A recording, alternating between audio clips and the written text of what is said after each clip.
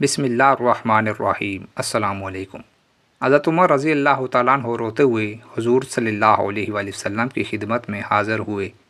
آپ صلی اللہ علیہ وآلہ وسلم نے وجہ پوچھی تو عرض کیا کہ یا رسول اللہ صلی اللہ علیہ وآلہ وسلم، دروازے پر ایک نوجوان رو رہا ہے جس نے میرا دل جلا دیا ہے۔ فرمایا عمر، اسے اندر لے آؤ۔ وہ نوجوان روتا ہوا حاضر ہوا۔ حضور صلی اللہ علیہ وآلہ وسلم نے اس سے رونے کی وجہ پوچھی۔ کہنے لگا یا رسول اللہ صلی اللہ علیہ وآلہ وسلم، میرے گناہوں کا ڈھیر مجھے رلا رہا ہے اور مجھے اللہ سے ڈر آتا ہے کہ وہ مجھ پر غضبناک ہوگا۔ آپ صلی اللہ علیہ وآلہ وسلم نے فرمایا نوجوان، کیا تو نے اللہ کے ساتھ کسی کو شریک ٹھہرایا ہے؟ عرض کیا نہیں۔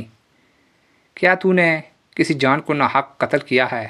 عرض کیا نہیں۔ آپ صلی اللہ علیہ وآلہ وسلم نے ارشاد فرمایا کہ پھر اللہ تعالیٰ تیرے گناہوں کو معاف فرما دیں گے، اگرچہ وہ 7 آسمان 7 زمینوں اور تمام پہاڑوں کے برابر ہو۔ نوجوان بولا حضور، میرا گناہ 7 آسمانوں زمینوں اور پہاڑوں سے بھی بڑا ہوا ہے۔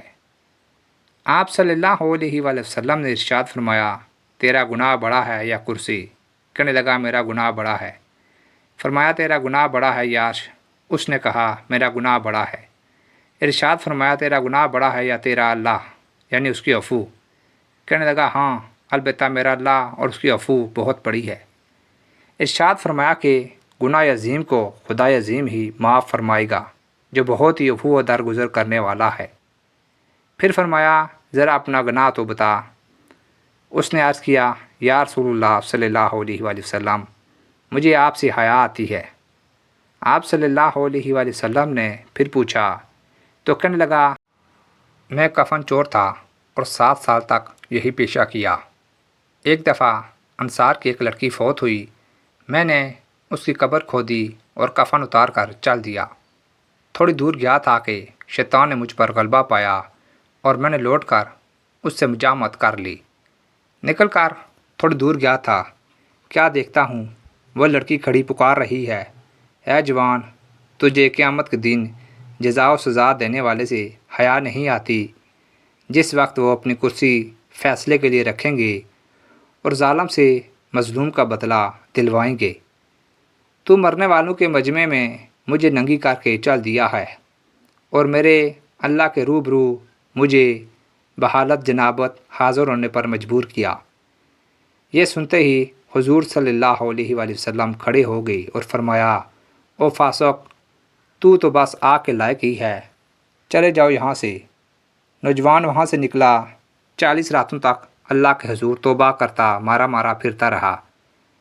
40 راتوں کے بعد آسمان کی طرف سر اٹھا کر کہنے لگا ہے محمد صلی اللہ علیہ وآلہ وسلم کے خدا، آدم و حوا کے محبود، اگر تجھے میری توبہ منظور ہے تو حضور صلی اللہ علیہ وآلہ وسلم اور آپ کے صحابہ رضوان اللہ علیہم اجمعین کو اس کی خبر دے دے، ورنہ پھر آگ بھیج کر مجھے جلا دے اور آخرت کے عذاب سے نجات دے دے۔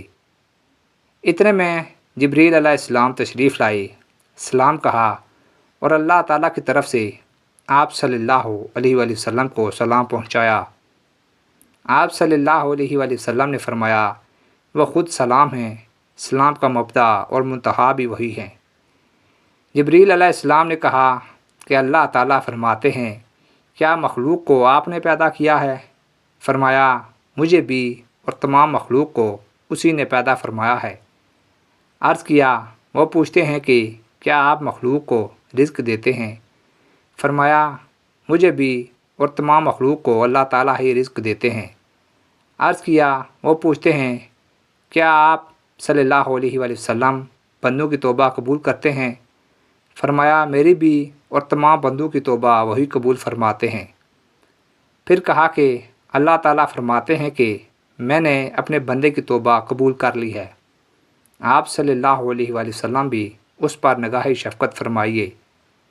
حضور صلی اللہ علیہ وآلہ وسلم نے اس نوجوان کو بلا کر اسے توبہ قبول ہونے کی بشارت سنائی۔ عقل مند آدمی کو اس سے سبق لینا چاہیے اور جاننا چاہیے کہ زندہ کے ساتھ زنا کرنا مردہ کے ساتھ زنا کرنے سے زیادہ بڑا گناہ ہے۔ اس کی معافی کے لیے حقیقی اور سچی توبہ کرنی چاہیے۔ دیکھیے، نوجوان نے جب سچی توبہ پیش کی تو اللہ تعالیٰ نے اسے معاف فرما دیا، اور یہ بھی ضروری ہے کہ جس حیثیت کا گناہ ہو توبہ بھی اسی درجے کی ہونی چاہیے۔